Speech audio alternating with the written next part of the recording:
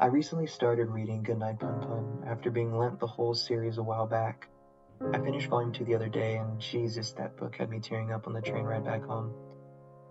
Maybe this Central Valley sunset, a heartfelt goodbye between two lovers at the train station, or remembering how spinning around in a circle was enough to put a smile on my face also contributed to that emotion, but nevertheless, Goodnight Punpun made it feel like it was going to rain. I'm not that far into the narrative, but the panels are truly piercing, and the feelings our characters are going through are just downright agonizing most of the time.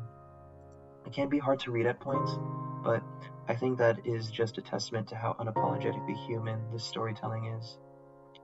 I guess with that little intro out of the way, a character that caught my eye in Volume 2 would be Yuichi's old coworker, Washio. Washio also worked at the ceramic studio that Yuichi taught his classes at. Washio was an incredibly talented artist and even had a pottery piece that was to be featured in a well-renowned arts magazine. Washio, however, was not too impressed with this and didn't even seem to care about the accomplishment when he was discussing it with Yuichi. Washio explains, "That pot is just a thing. Besides, man decides beauty after the fact, so I think that beauty lies in something ever-changing, like life, for instance. Don't you think that pot was at its most beautiful when it was firing in the kiln?" With Washio's introduction, I didn't think too much of this statement or think much of him as a character. He seemed like some pompous dude who would stick to his gloomy, pretentious view on life, or just a weird coworker that Yuichi had to deal with. I sure was wrong. Washio would take a hammer to a woman's head, one of Yuichi's students, and just brutally bludgeons her. He then takes his magnum opus, smashes it on the ground, and attempts to end his life by prying open the kiln door and stepping in while it was on. Yeah, it's a bit of a jump, so the first question would be, what made him do this? Well, I think before I get into the reason why, I'd like to highlight a theme that is very prevalent throughout the story, and that is God. Now, when I say God, I do mean God, but I'm also referring to anything that can be worshipped or anything that could take the place of God. For Punpun, God is Afro-God, and maybe Akio at some points. For Yuichi, God is guilt. For Punpun's dad, God could be alcohol or baseball. For Shimizu, God is a piece of poop in a UFO. God is something we find solace in, something that guides us, influences us, it can keep us alive. For Washio, I believe that his God was the pursuit of ever-changing beauty.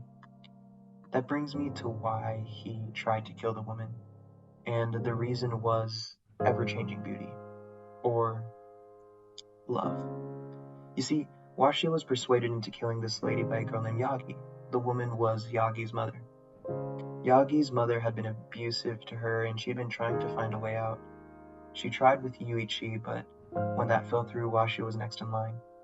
Yagi gave Washio oral, and with that, Washio had enough motivation, or he had been given the answer to his question from Yagi, so he tried smashing in her mom's skull.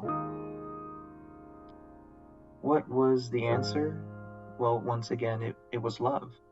Since this point in the book, I have been thinking about Washio's previous statements about change and why he did what he did, and I settled on this. It confused me on why Washio was so unsatisfied with his work, considering his mindset. Isn't creativity something that is ever-changing? Isn't the creation of art and the pursuit of art something that has the potential to be different every time? His job was the physical representation of the very thing he struggled with. With every stroke of a brush, with every mold of clay, with every word written, that piece is changing. But when it's done, that's it, it's done. Just like Washio said, the process of creation is life for him. So whenever a piece is completed, is it fair to say that that creation has died? Can we say that an artist mourns, and if so, how much death can an artist take? If his relationship with God is so strong to where he relies on it to live, is pulling a piece of pottery out of the kiln suicide? I say yes. I believe this is why he cares so little about his work, because he's mourning. He's hollow, he's betraying his God by finishing his pieces. He can't find beauty anymore until Yagi comes around. You see, I sort of believe that love is like the life that Washio explains, or at least I think it should be. Love fully has the capability to be ever-changing, and I think it should. If it is true, it should never get stagnant. If it is true, it should forever stay in the heart fueled by emotion. And I guess to continue with our pottery setting, it should forever stay in the kiln being flamed. Washio seemed to be reliant on his God, reliant on his pursuit of finding beauty the way he perceived it. It became his life. I believe that when your relationship with God is to a point where you rely on it to survive, there must be a problem. And obviously, Washio had a problem. This is why he was so quick to do what Yagi said, because it was a chance to be with his God again. It was a chance at love. I don't know why Washio was so weak. Parts of me think that his chase for ever-changing beauty put a toll on him, and if that's the case, I find it pretty ironic, because God is supposed to provide us with salvation. Washio acted for God. Washio acted because art had become a form of sacrilege. Washio acted because love is his beauty, or at least it had become his beauty. Washio acted because love can take on a life of its own. And like Washio said, life is beautiful.